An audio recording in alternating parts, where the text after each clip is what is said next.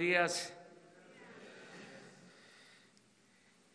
El día de hoy vamos a informar al pueblo de México que este año hemos decidido declararlo en homenaje a Emiliano Zapata.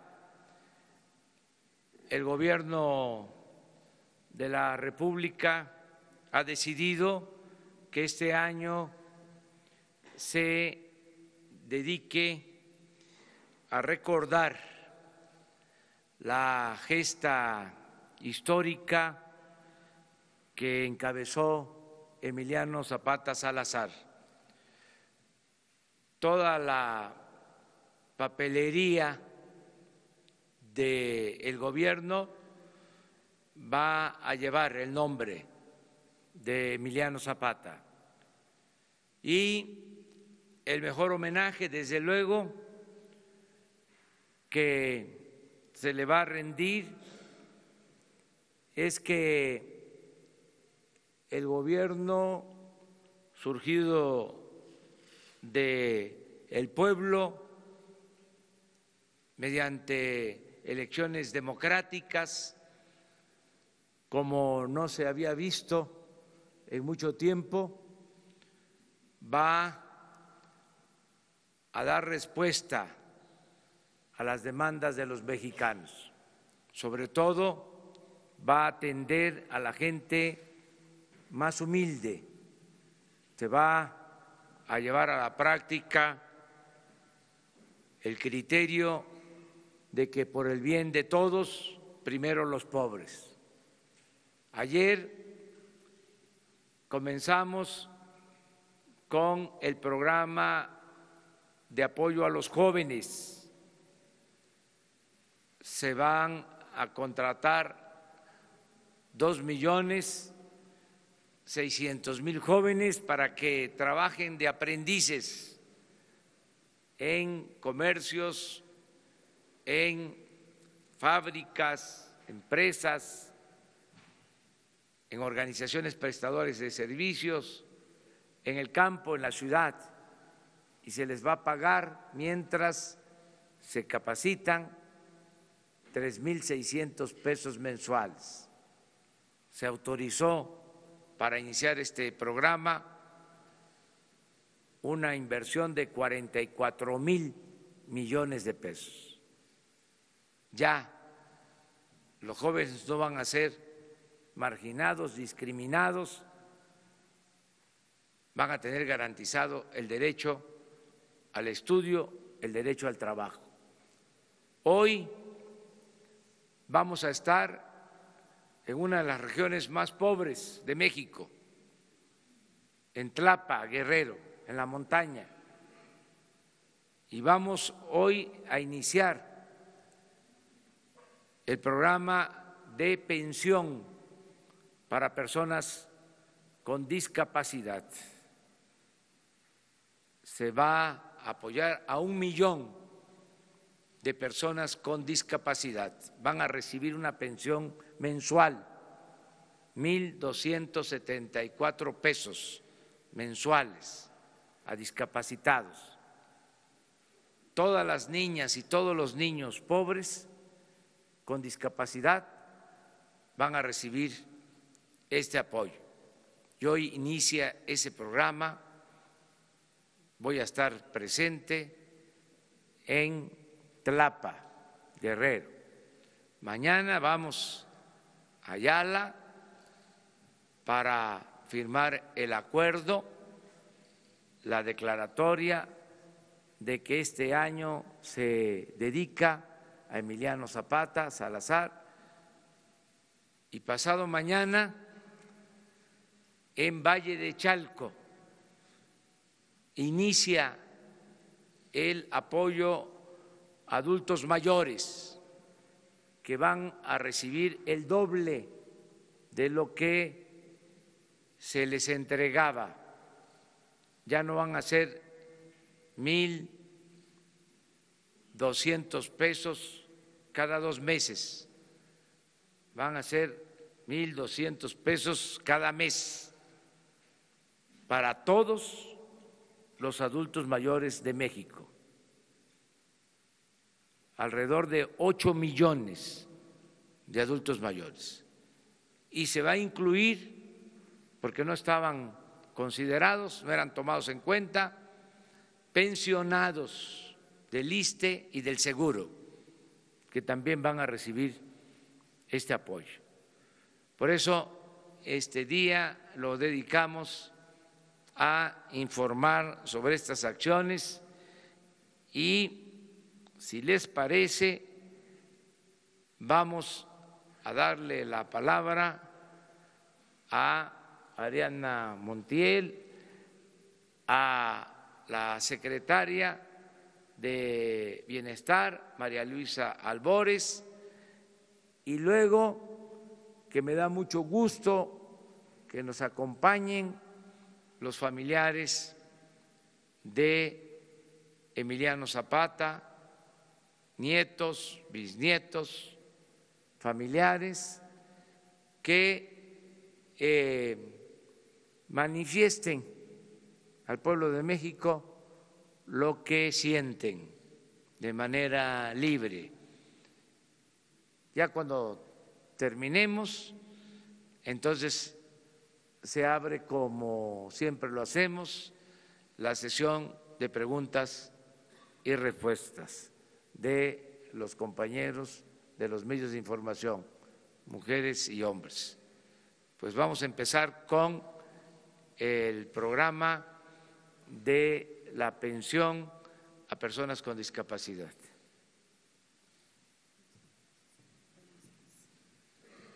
Buenos días.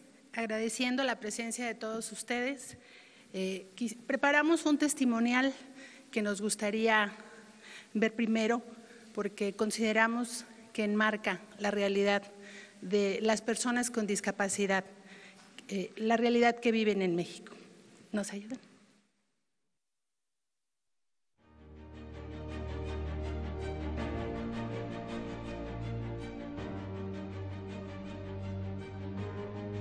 Cuando nació, ingirió líquido amniótico y eso le dañó su cerebro. Detectaron que tiene un derrame cerebral. La discapacidad que tiene Marisol es retraso psicomotor. Por bajo recurso económico, a veces no podemos ir en las citas que nos programan hasta México. Muy difícil, por falta de economía, pues no buscamos los apoyos y simplemente nos dijeron que no. Originario de Cahuatacho. Tototepec. Metlapa. Nos da mucho gusto, ¿verdad?, de que el gobierno se esté interesando principalmente en esta zona donde nosotros vivimos. Es una zona realmente olvidada. Que es para nuestro hijo. ¿Por qué? Porque él necesita más que nada este apoyo. Pues yo me siento, la verdad, muy contenta de que la ayuden a mi hija y la ayuden a otras personas que la necesitan. Yo veo muy bien este apoyo que están dando ahorita porque, pues, como dice mi mamá, nunca se les ha dado hacia ninguna persona. Voy a comprar sus medicinas. ¿Por qué? Porque las medicinas son muy caras. Las terapias. Mejorar la salud del pequeño y darle una mejor atención. Gracias a Dios que Él está recordando y está viendo a estos pequeños que son angelitos muy cariñosos y son los niños que necesitan más el apoyo. Pues que lo sigan haciendo. Sé que es difícil atender a todos los niños discapacitados en la montaña. Nunca pensé que fuera posible porque dije, pues el gobierno está enfocado en otros asuntos. Solamente agradecerles el gesto amable que tuvieron para hacer ese censo y ver cuántos discapacitados hay que necesitan de su apoyo. Y gracias a Dios que le digo que ese nuevo gobierno va a apoyar a esas personas, va a apoyar a muchos niños y a muchas niñas. La mayoría, pues, de esta gente está muy olvidada. Si te pusieras en sus zapatos, dudo mucho que aguantarías al menos un día. Me siento muy tranquila con este apoyo que va a recibir Marisol. Sí, estoy contenta. A mí me ha enseñado a valorar a lo mejor mi propia vida, ¿no? De que estamos completos, estamos saludables. Siento que es el reflejo de nosotros. Me gusta mucho pintar. Me gusta mucho la secretaria. Y ella aprende un oficio pues podrá valerse ya por sí sola. Le he rogado a Dios que me diera esta oportunidad por mi niño, porque lo que quiero es que él hable, camine y pueda valerse por sí solo. Pues yo quiero estudiar de doctor y pues para ayudar a la gente así como mi hermana. ¿Estás sabiendo?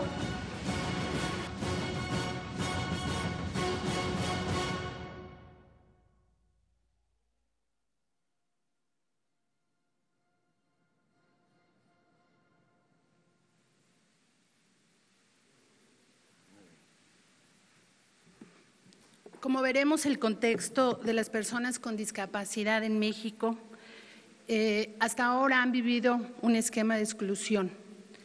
Este gobierno plantea atender a las personas con discapacidad bajo la visión de los derechos humanos.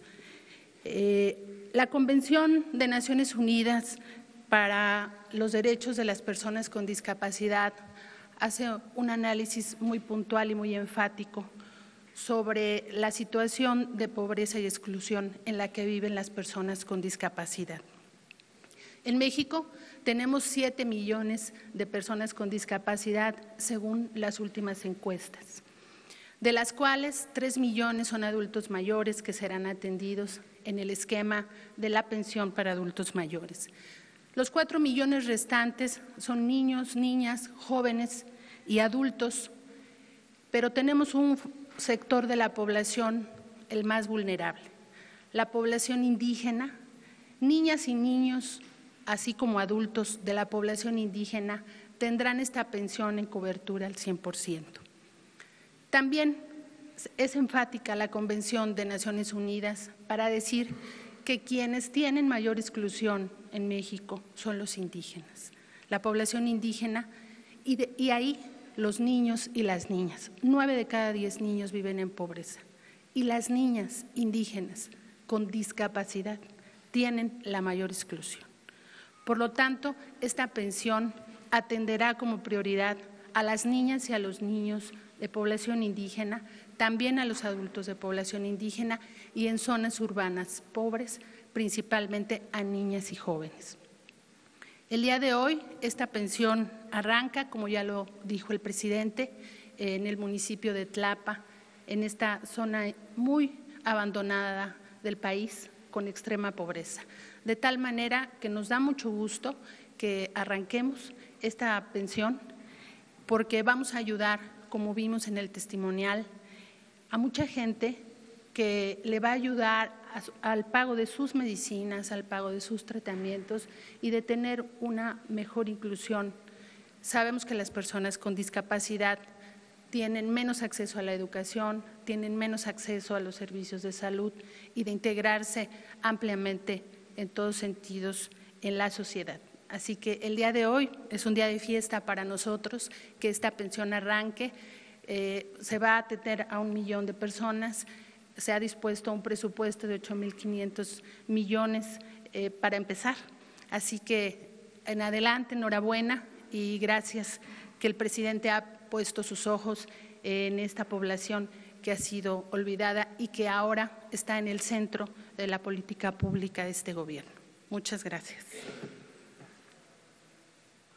Pues ahora le damos la palabra a un representante de la familia de Emiliano Zapata para que exprese aquí su sentimiento.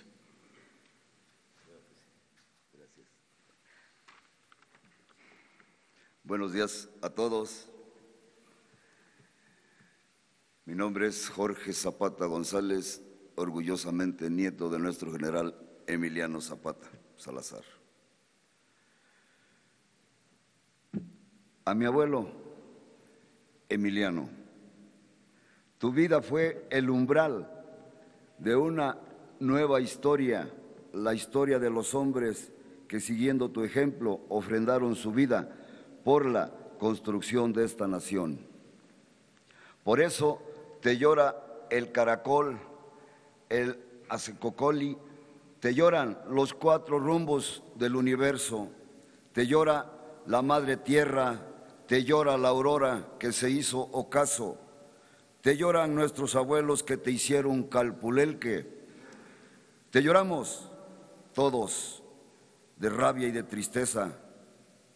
Los hombres y las mujeres libres que mantienen vivo el grito de rebeldía de tierra y libertad.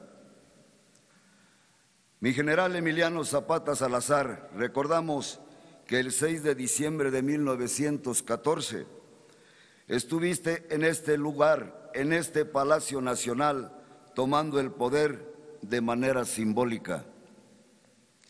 Te recordamos por tu generosidad al rechazo sentarte en la silla presidencial que te propuso el general Francisco Villa, porque representaba aquello contra lo que luchabas, la pobreza, la injusticia y el abuso de poder.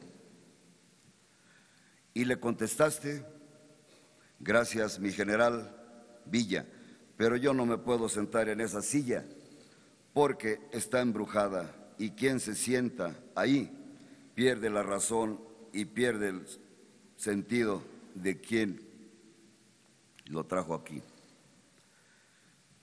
Sabemos, mi general Zapata, que no rechazaste la silla por falta de claridad en tus ideales. Esos ideales siguen vigentes. La rechazaste porque el pueblo te dio un mandato. Obedeciendo, esa fue tu causa. Tú no necesitabas esa silla. En esa causa, millones de mexicanos estamos comprometidos esperando que esto suceda. Y hoy en este lugar estamos con el hombre que puede representar esos anhelos.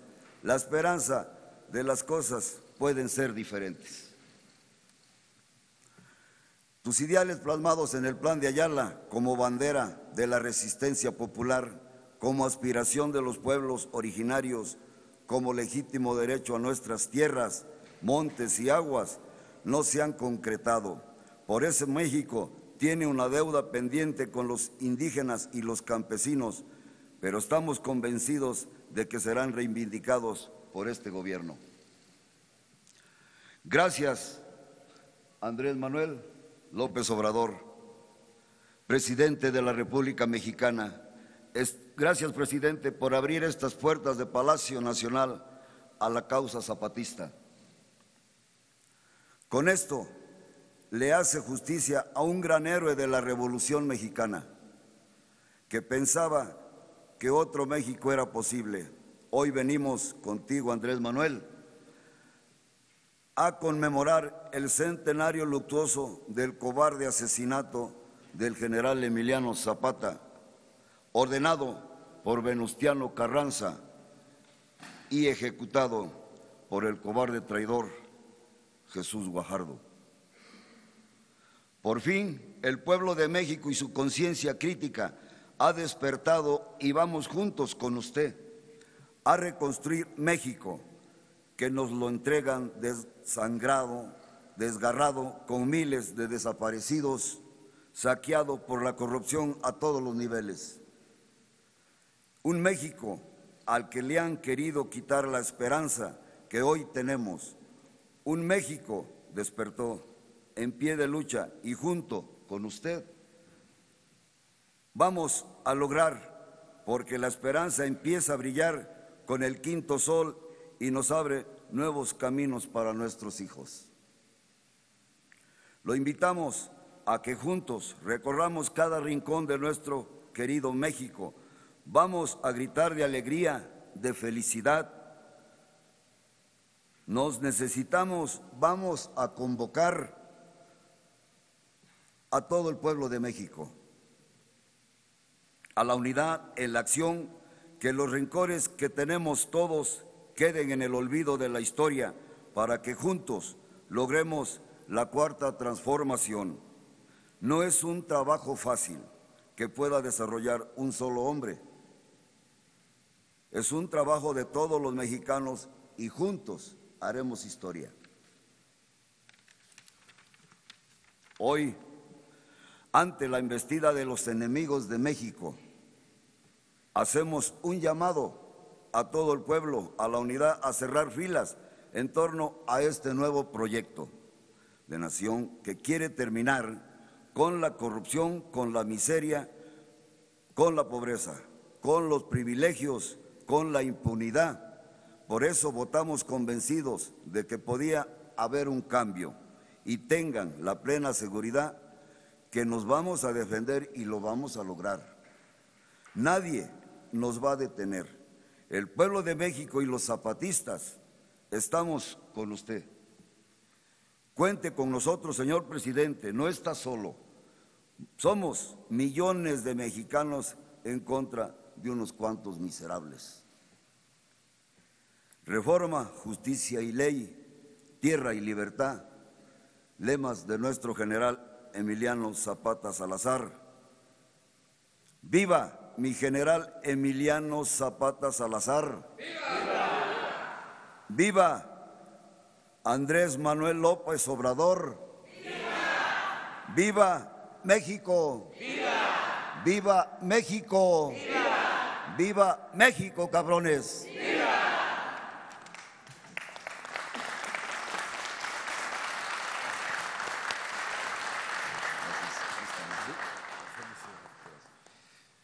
Bueno, pues terminamos esta exposición y abrimos la sesión de preguntas y respuestas. Le agradecemos mucho a los periodistas, a los medios de información que nos permitieron en esta ocasión cambiar en algún sentido el formato de las conferencias de la mañana. Pero bueno, vamos a preguntas. Buenos días, señor presidente. Carlos Lara, de El Sol de México. Preguntarle, presidente, sobre este tema del asunto del combate al robo de combustible. ¿Cuál será el objetivo, el operativo de seguridad para resguardar el transporte de gasolina a través de las pipas particulares? ¿Y cuántos elementos y de qué corporaciones serán los encargados de esta seguridad? Muchas gracias por su respuesta, presidente. Sí, estamos operando en este plan para evitar el robo de combustible, terminar con el huachicoleo por el daño que ha causado a la sociedad y a la nación.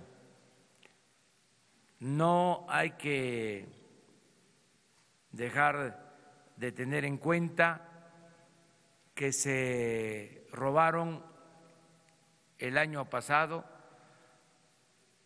más de 60,000 millones de pesos, que crearon a través de los años, por la impunidad, un sistema de distribución de gasolinas, de diésel, paralelo al sistema de distribución de Pemex. Crearon como otra empresa, una economía informal, manejada cuando menos con la complacencia, tolerancia de las autoridades. Y esto se está combatiendo porque no se puede permitir la corrupción. Se acabó la corrupción y la impunidad. Se están utilizando elementos de la Policía Federal, de la Policía Militar y de la Policía Naval para resguardar los ductos. Ayer hablaba yo que hay 1,600 kilómetros de ductos estratégicos por los que se transportan alrededor de 400,000 barriles diarios de gasolinas. Y esos 6 ductos son los más afectados, son los que tienen redes alternas, son los que ordeñan más y en algunos casos de manera deliberada los rompen, hay sabotaje. Eso está sucediendo en estos últimos días en el ducto de Tuxpan a Azcapotzalco. Por eso la reducción en el abasto de las gasolinas que está afectando al Estado de México, a la Ciudad de México y a la zona central del país. Ayer en la madrugada rompieron el ducto, se reparó, estuvo cargado, empacado, funcionando todo el día y a las 11 de la noche lo volvieron a romper. Ya se está de nuevo reparando, me informan que en una hora más se restablece el abasto. Esto es lo que estamos enfrentando. Ya lo dije, a ver quién se cansa primero, porque vamos a impedir que se roben la gasolina. Se robaban alrededor de 800 pipas diarias y desde que echamos a andar este plan hemos bajado a 100 pipas, es decir, 700 pipas menos.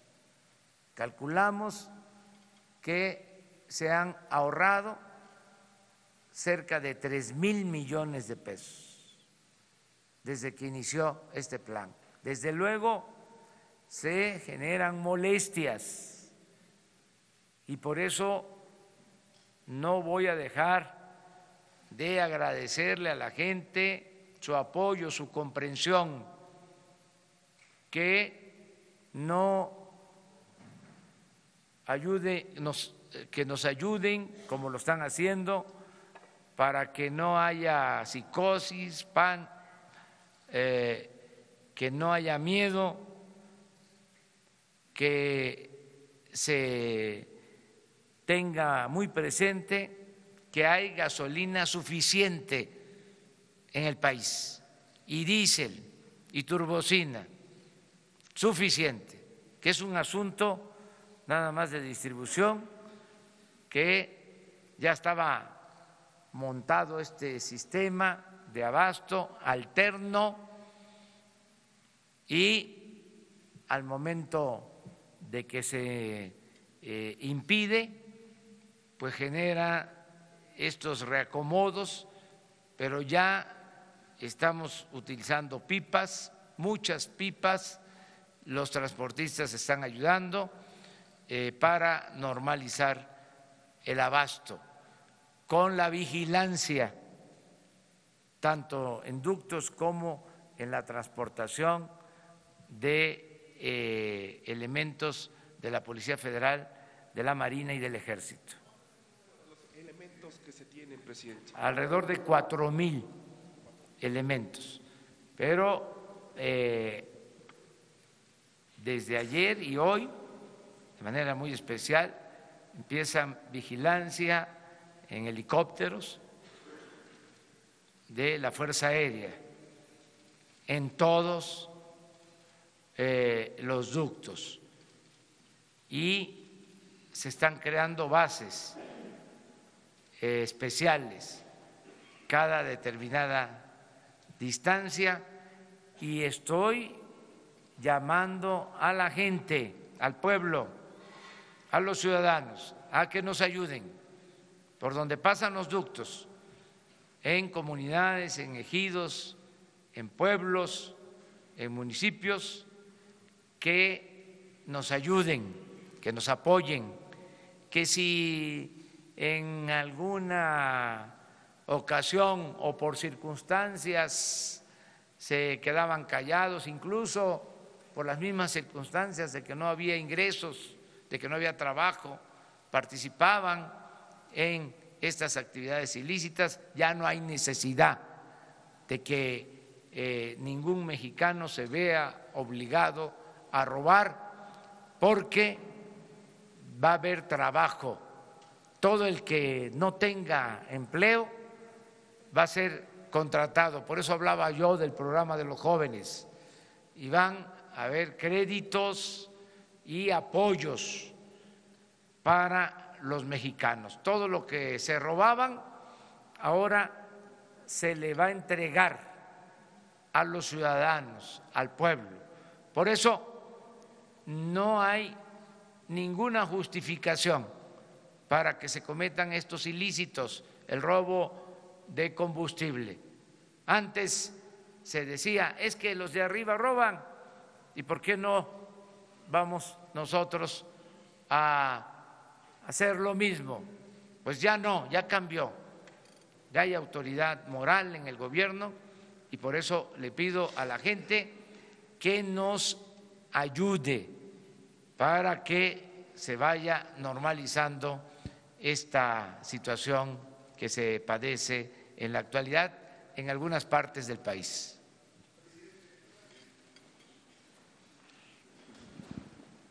Buenos días, presidente. Misael Zavala, del Universal. Yo quisiera preguntarle, ayer el Banco de México, el Banjico, dijo que esta estrategia del huachicoleo, contra el huachicoleo, y de cerrar los ductos, va a crear o le va a pegar a las finanzas del país y también va a generar inflación. Pero por otro lado, el Fondo Monetario Internacional ve bien esta estrategia. Yo quería preguntarle cómo ve esta situación por parte del Banjico. ¿Usted cree que sea una estrategia de ellos para presionar al gobierno y que se abran los ductos? ¿O cómo está leyendo esta declaración del gobernador del Banco de México? Y por otro lado también se dio a conocer que el líder sindical, Romero Deschamps, ayer se amparó. No sé si tenga información acerca de esto. Muchas gracias. Miren, hay criterios. Por ejemplo, no sabía que el Banco de México había opinado lo que se está aquí manifestando. Sí sabía que el Fondo Monetario Internacional expresó que con esta medida se iba a fortalecer la economía de México, se iba a fortalecer Pemex. Eso lo considero lógico, porque todo lo que hagamos por combatir la corrupción, que es el principal problema de México, fortalece la economía nacional y fortalece la economía de los mexicanos, y el gobierno distribuye el presupuesto con equidad y con justicia. Pero cada quien tiene su enfoque, su criterio, y nosotros somos respetuosos de la autonomía del Banco de México. Yo lo que estoy observando es de que tenemos gasolina, de que hay este plan para resolver el problema del desabasto. Estoy observando que no aumenten los precios de las gasolinas, afortunadamente no han aumentado, y estoy observando que desde el día que tomé posesión hasta ayer se ha fortalecido el peso. Es decir, no ha habido deterioro en nuestra moneda. Eso es lo que puedo demostrar. Ayer mismo se fortaleció el peso con relación al dólar, se apreció.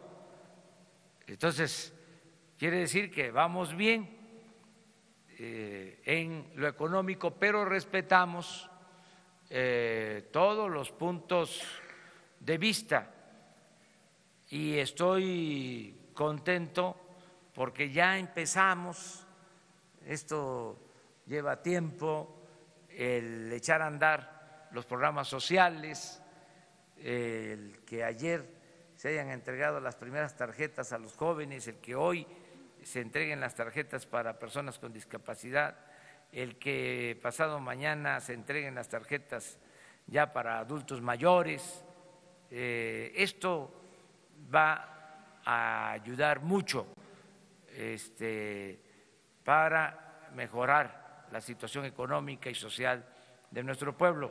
Acerca del amparo del dirigente del sindicato petrolero, no tengo información y sí podría decirle que hay muchos rumores en estos tiempos y que es muy probable, aunque no lo descarto, pero ya dije que no tengo información al respecto, pero es muy probable que sea parte de la campaña que se produce por las circunstancias actuales. Nosotros no tenemos ninguna denuncia presentada en contra del dirigente de petróleo. Esto sí se lo puedo asegurar.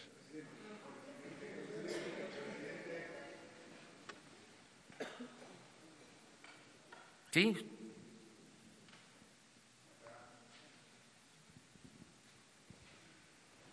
Muchas gracias. Buenos días, señor presidente, funcionarios invitados.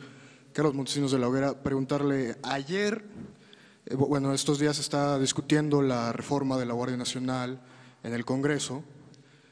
De manera casi unánime, organizaciones de la sociedad civil, la iniciativa privada, organismos internacionales como la Organización de las Naciones Unidas, inclusive legisladores propios de su partido como Tatiana Cloutier, han respaldado la iniciativa siempre y cuando sea bajo un mando civil.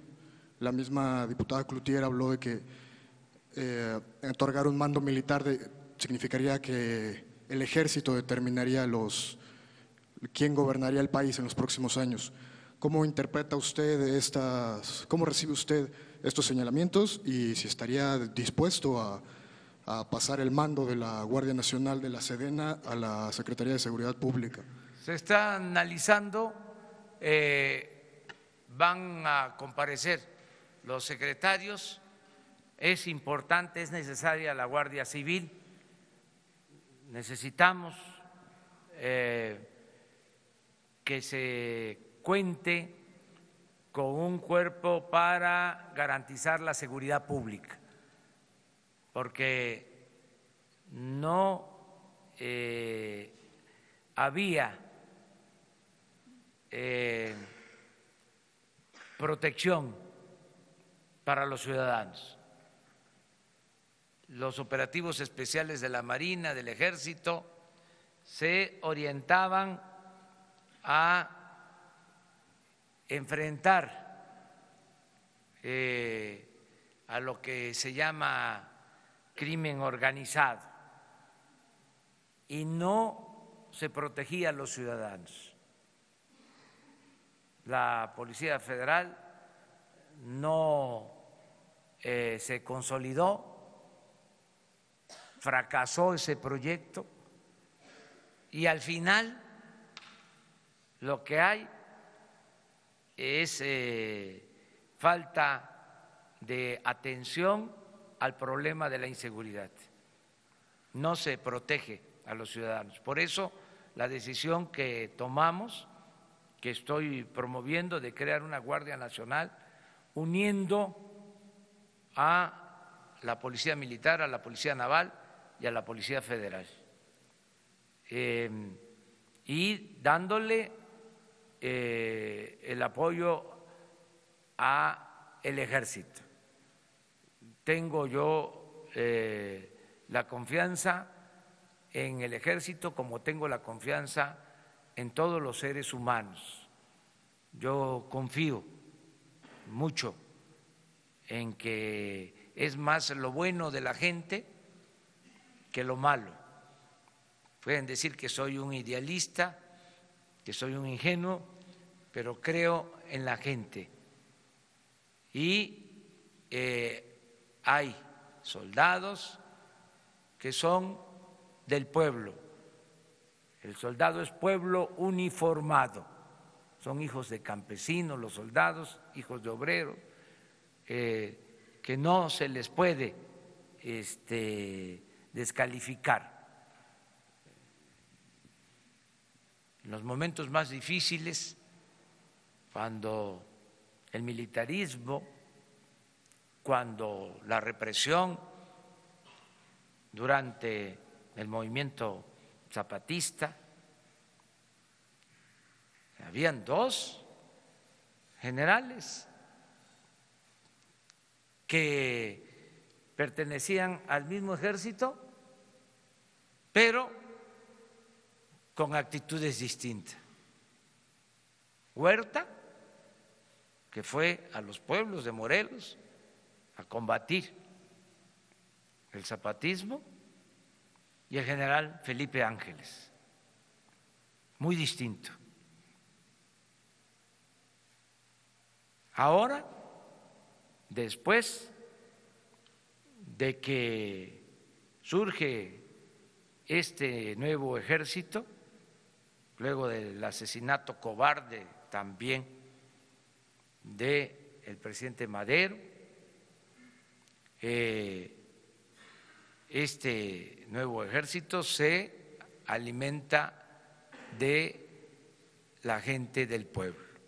Y yo les estoy pidiendo a los soldados, a los marinos, que nos ayuden para que haya seguridad, porque son muchos los homicidios, muchos los robos, secuestros, y no hay seguridad. Entonces necesitamos esta Guardia Nacional con el compromiso de que no va a haber represión. El presidente de México, que es el comandante supremo de las Fuerzas Armadas, nunca va a dar la orden de reprimir al pueblo. Entonces necesitamos esta Guardia Nacional y ya se va a ir explicando para que se acepte la propuesta que hemos hecho de reforma a la Constitución. A ver, pero vamos a, miren, tenemos un periodista destacadísimo que nos acompaña en esta ocasión. Vamos a darle la palabra y le… Es la entrevista número 42 que hago con usted, pero es la primera ya como presidente, así que por lo pronto un abrazo, aunque sea a la distancia. Gracias, ya como presidente de la República.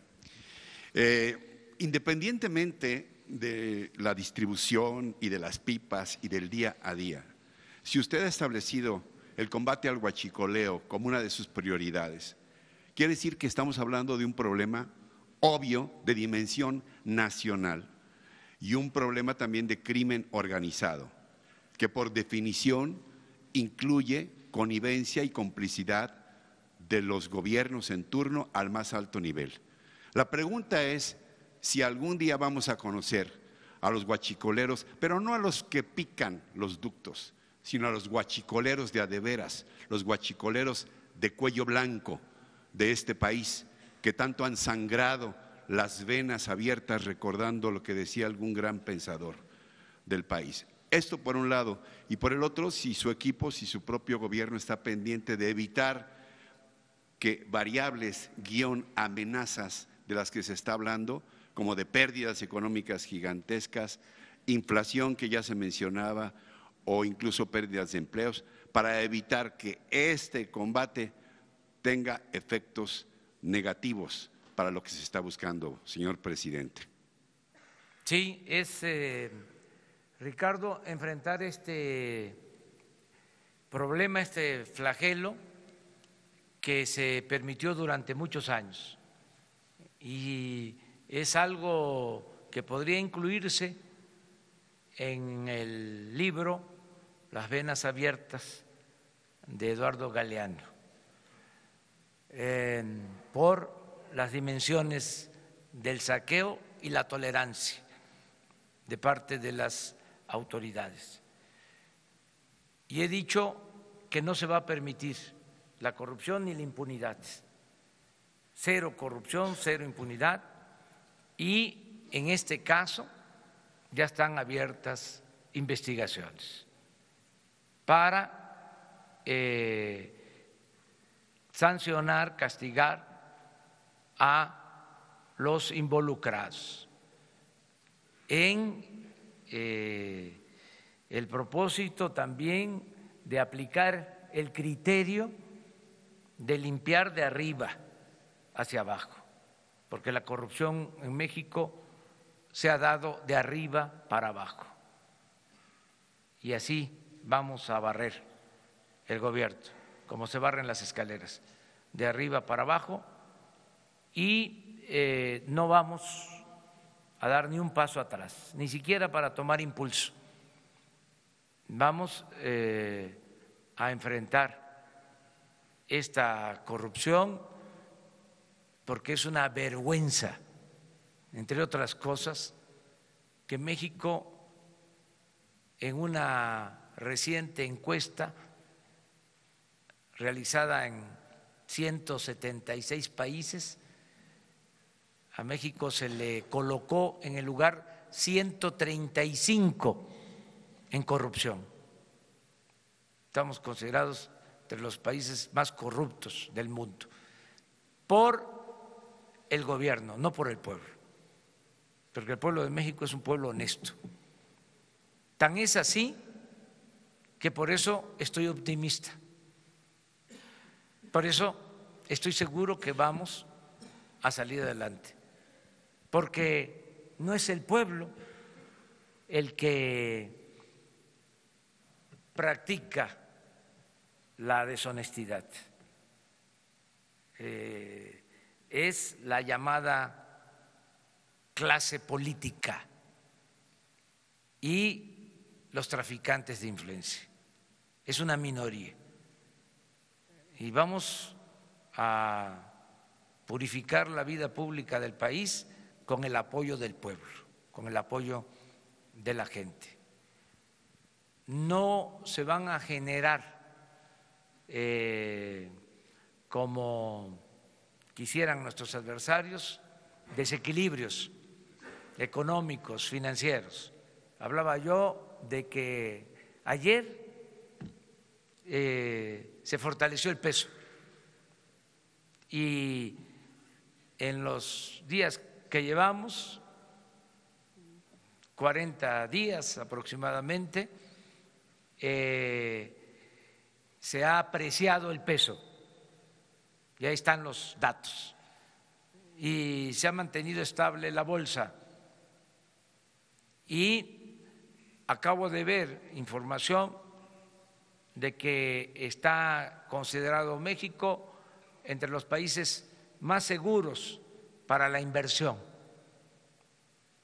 Todo esto por la confianza que da el gobierno y por la decisión de no permitir la corrupción, que haya un auténtico Estado de Derecho en el país, porque lo que había era un estado de chueco. Entonces vamos a poner orden y creo yo que las cosas van a mejorar. Le aprecio su respuesta, señor presidente.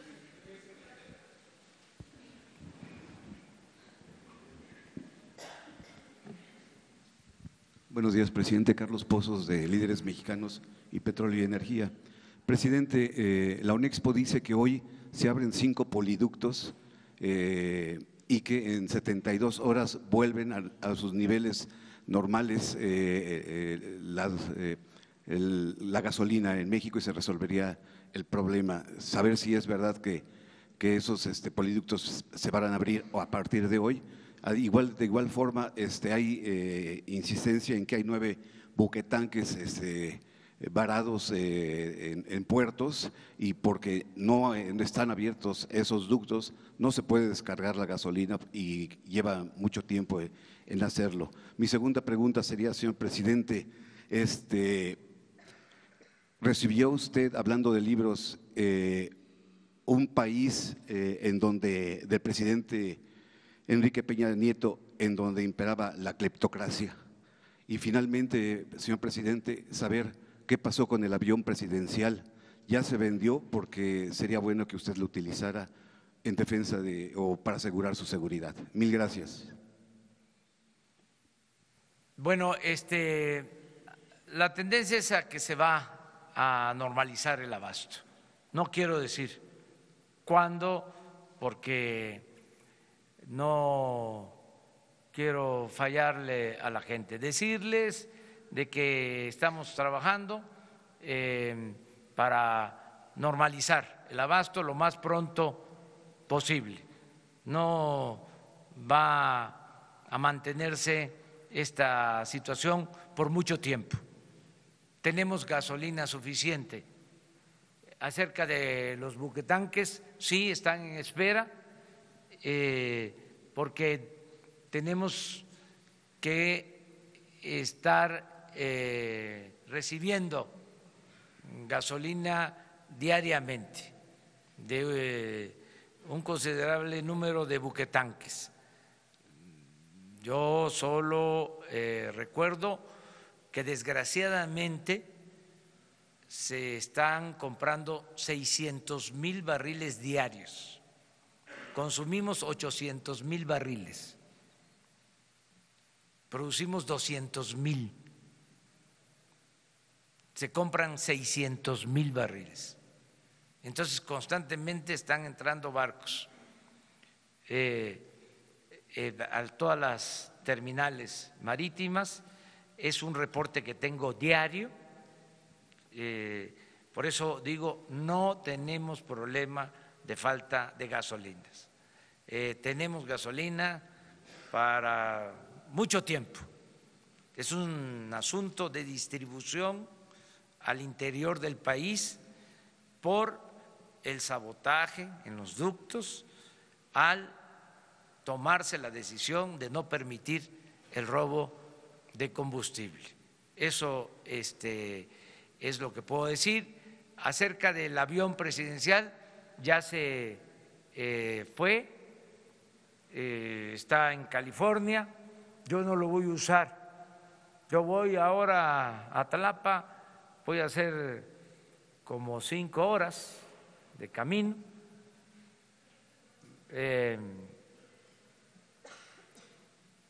Y vamos en camioneta, a ras de tierra. No voy a usar aviones. Es más, vamos a vender toda la flotilla de aviones y de helicópteros de gobierno. O sea, ya eso se termina. Ayer tuve una reunión con el secretario de Comunicaciones, con el secretario de la Defensa, con el secretario de Marina, con funcionarios de Hacienda, porque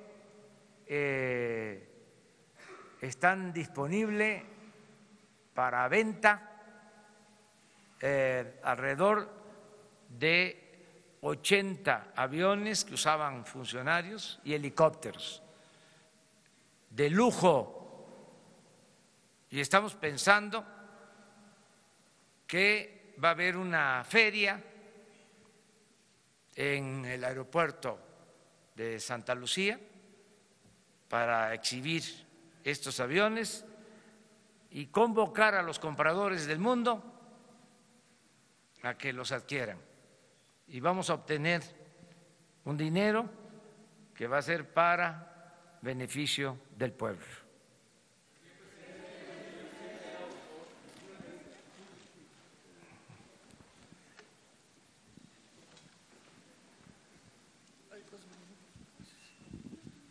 Buenos días, presidente. Alejandro Lelo de la red de Diario Basta, Grupo Cantón. Preguntarle, presidente, en primer lugar, usted nos ha dicho, sobre todo el miércoles, insistió que sabían demasiado sobre las cifras de robo de huachicoleo. Esto no era una especie de inventario de lo que se robaban para que los jefes de esta mafia pudieran exigir rendir cuentas de las ventas, es decir, el inventario contra las ventas no era una especie de inventario. Y lo otro, estoy aquí un poco tomándole el pulso esta vez a lo que dicen en las redes sociales, estoy siguiendo la transmisión en vivo.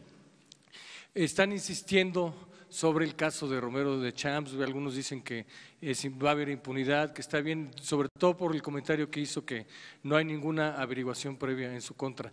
El caso de Romero de Champs es una especie de facto de testigo protegido para combatir el huachicoleo. Bueno, sobre esta última pregunta, insisto, nosotros no vamos a actuar si no tenemos elementos, si no hay denuncias, si no hay pruebas. Y por lo que corresponde al gobierno, le puedo decir, no existe una denuncia. Yo entiendo que hay gente que quisiera que se le enjuiciara, pero esto no corresponde a lo que legalmente existe. No hay de parte del gobierno una denuncia, no hay pruebas. No significa impunidad, significa decir la verdad para que no haya falsa información, rumores, o sea, de que nosotros estemos persiguiéndolo, porque no existe esta denuncia. No se puede enjuiciar a nadie si no existe una denuncia formal. Entonces, eso es lo que quiero explicar. Acerca de la contabilidad, desde luego, era una contabilidad oficial, es una contabilidad de Pemex y de Hacienda. Esto viene desde el gobierno de Fox, que se robaban alrededor de 10,000 millones en aquel entonces, al año, y fue subiendo hasta, bueno, esto es lo reciente. ¿No tienen el histórico de pipas? Ah, no. Entonces, pero se tiene toda la información por año. Hay una cosa también interesante que hay que comentar. Como fue creciendo la importación, por eso mi condena mayor es al sistema político, económico, neoliberal, porque fueron desmantelando a Pemex y a todas las empresas de la nación. Entonces, hace 20 años no comprábamos gasolina, se producía la gasolina en México. Con el modelo neoliberal empiezan a abandonar la industria petrolera. Bueno, desde hace 40 años no se construye una nueva refinería en el país. Entonces, ¿qué fue pasando? Incluso esto se agravó con la llamada reforma energética. Empezamos a producir menos petróleo y a comprar más gasolina. Entonces, hace 10 años que todavía teníamos más producción de gasolina, que no comprábamos tanto en el extranjero, el robo mayor se hacía en las refinerías, en las instalaciones, no en los ductos. Pero ahora, como es mayor la importación, el robo creció en los ductos.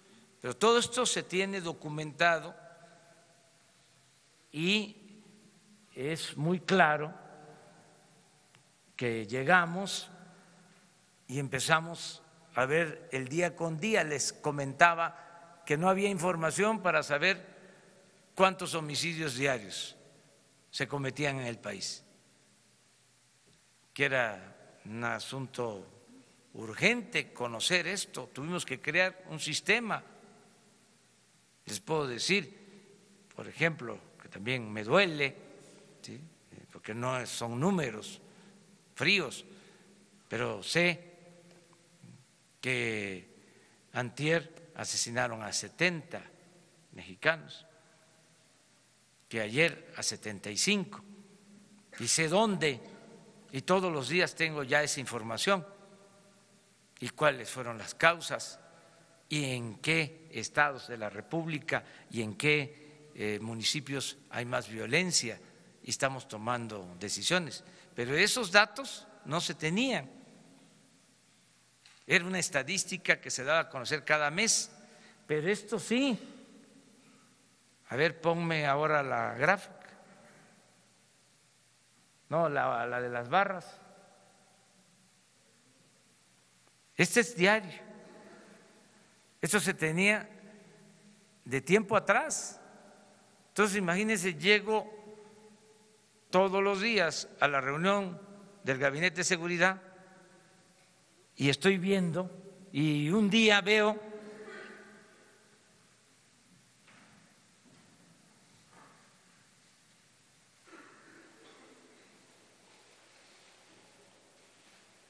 ya estábamos aplicando el plan, pero ese día se roban 1,100 pipas. No era para esperar, porque entre más tiempo estuviese yo viendo esto, me estaba convirtiendo en cómplice. Y dije, se acabó. Y a partir de ahí tomamos la decisión. ¿Y cuál fue la decisión? ¿Por qué ese día en particular creció tanto el robo? Porque ese día, desde Pemex, desde la oficina central, donde se monitorea cómo se traslada la gasolina por los ductos, y se ve, se puede advertir cómo pierden presión los ductos, en vez de cerrar cuando estaban robándose la gasolina, cuando estaban ordeñando los ductos, mantuvieron abiertos los ductos. Entonces, a partir de ahí se cierran y vamos a abrirlos y cerrarlos teniendo la vigilancia para evitar el robo. Y empieza el plan.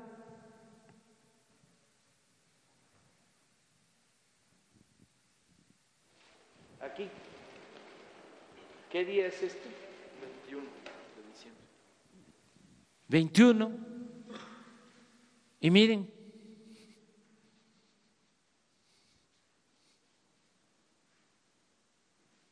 esto fue antier,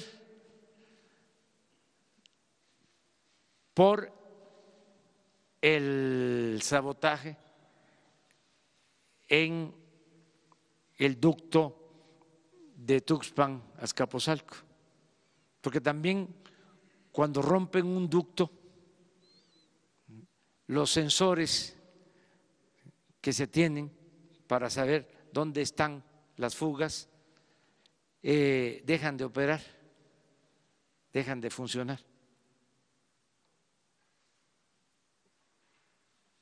Este es ayer.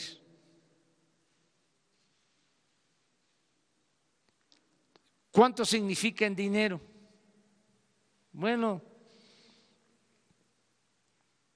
como 2.500, 3.000 millones de pesos, menos de lo que se robaba.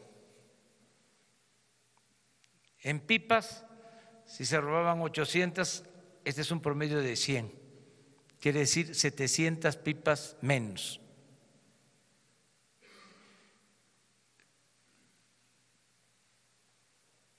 Explico esto porque hay mucha gente haciendo colas en las gasolinerías y con razón pues se desesperan, se fatigan, se molestan, pero les pedimos que nos comprendan que tenemos que resolver este asunto entre todos los mexicanos. Terminamos porque ya se nos fue, ya les decía, voy hasta Tlapa.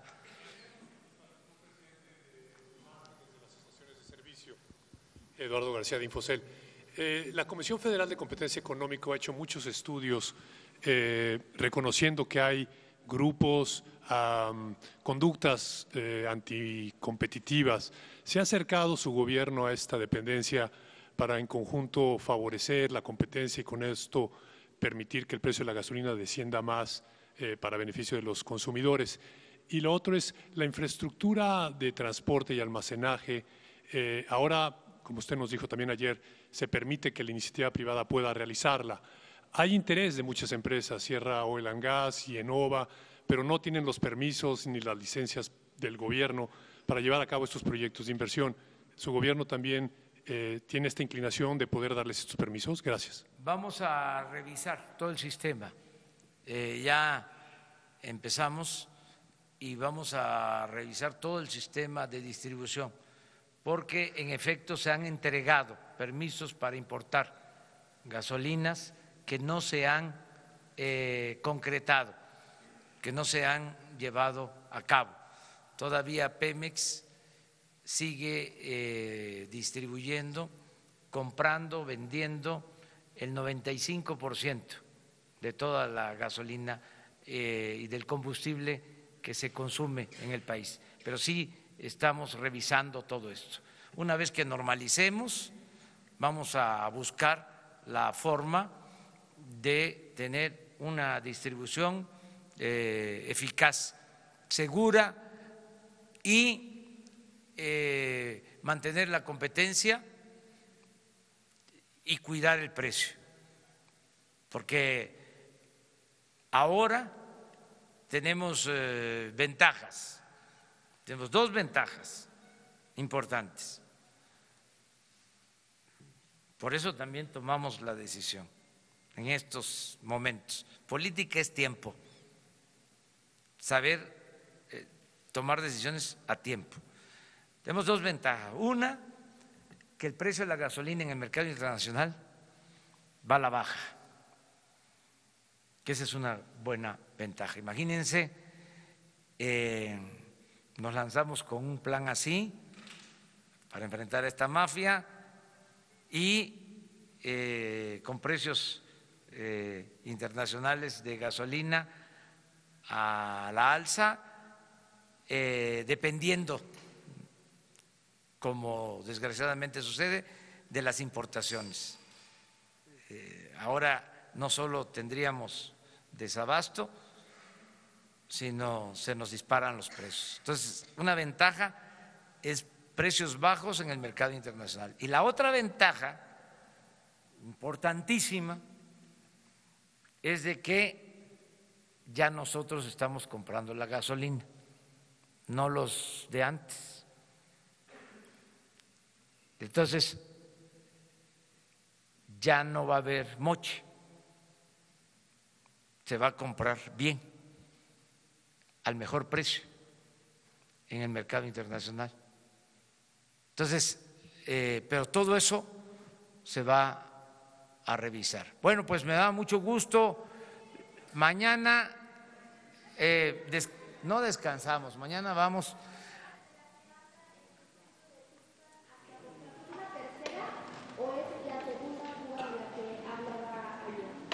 Esta es la tercera.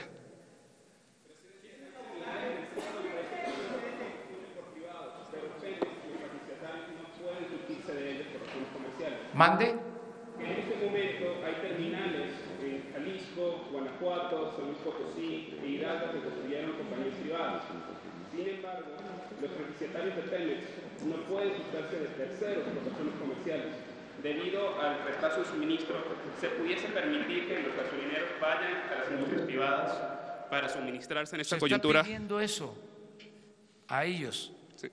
El plan incluye el que si tienen sistemas de transportación se abastezcan de manera directa. Directamente se pudiese, es decir, que pudiesen ir a ExxonMobil o a Kansas City y comprar la gasolina de ellos y saltarse a Pemex. Ya hay permisos otorgados, no se han llevado a cabo por distintas razones, porque no se han ejercido esas concesiones o por falta de permisos, pero es más que nada porque no se han llevado a cabo esas acciones, porque existen las concesiones de importación de gasolinas. Buenos días, presidente. Rocío Jardines de W. Preguntarle su opinión acerca de este grito que lanzó el presidente de Venezuela, Nicolás Maduro, Viva México, en su toma de protesta por el apoyo que pues se dio de parte de México al no otorgar la firma al Grupo de Lima. Nosotros somos respetuosos también, si me permite, de todos los pueblos y de todos los gobiernos del mundo. Ayer también estuvo en la frontera el presidente Donald Trump, dio a conocer su punto de vista. Hoy escribió un mensaje en su Twitter. Nosotros somos respetuosos de lo que están manifestando gobiernos extranjeros.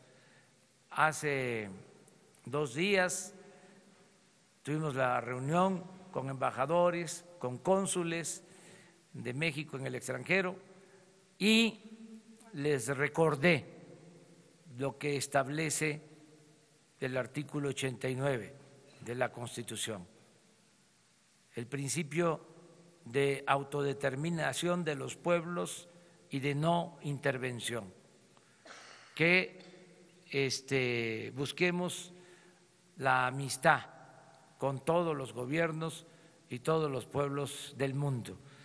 Entonces, como está en la Constitución, pero que además así lo creo, porque soy juarista y sé en qué contexto pronunció Juárez la frase célebre de que entre los individuos como entre las naciones el respeto al derecho ajeno es la paz. Muchas gracias. Señor presidente.